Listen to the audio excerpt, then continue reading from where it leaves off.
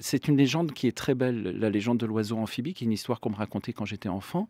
Il raconte l'histoire d'un oiseau qui s'envole pour la première fois et qui passe au-dessus d'un lac et en étant au-dessus du lac, il voit les poissons qui sont, sous l'eau et donc il est, totalement attiré par ces créatures qu'il trouve sublimes, et donc il veut aller les voir, il plonge, enfin il va vers eux et toute la nuée des oiseaux viennent le rattraper en lui disant: «Non, non, non, non, non, si tu vas vers ces créatures-là, tu vas mourir.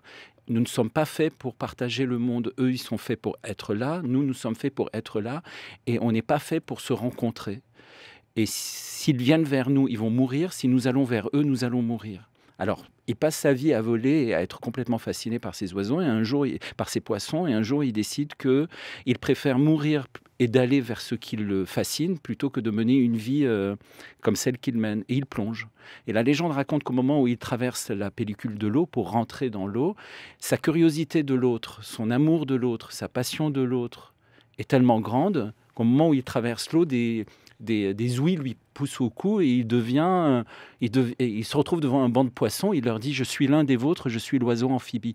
Et ça parle véritablement peut-être de notre réalité d'aujourd'hui. Il y a de plus en plus d'oiseaux amphibies dans nos rues. Il y a de plus en plus c'est la réalité et ça devient cette mutation devient de plus en plus réelle et c'est là où je vois véritablement un rapport, d'identité qui peut rassembler des gens au-delà de la question nationale.